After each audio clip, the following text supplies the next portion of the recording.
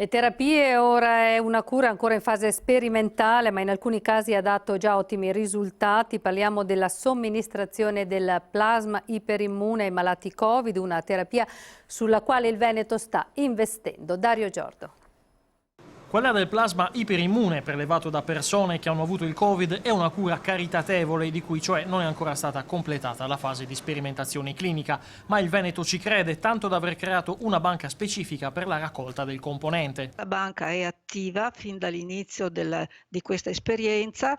Oggi possiamo anche contare su un'attività molto importante, nel senso che abbiamo erogato quasi 3.000 unità terapeutiche di plasma in oltre 1.000 pazienti e attualmente il reclutamento continua, quindi la banca continua a essere alimentata. La terapia consiste nel prelevare il plasma di persone guarite dal Covid, che dunque contiene anticorpi efficaci per combattere la malattia in fase attiva. Si sta dimostrando efficace sempre di più e questo è confermato anche dal fatto che i clinici, soprattutto in questa seconda fase di malattia, secondo periodo, continuano a chiederlo in maniera importante. Al momento però la cura non funziona su tutti i pazienti. Dobbiamo ancora capire esattamente qual è la fase esatta di somministrazione del plasma e le condizioni in cui può essere maggiormente efficace. Su questo stiamo ancora lavorando. Chi volesse donare il plasma può farlo rivolgendosi ai centri trasfusionali dei capoluoghi di provincia del Veneto.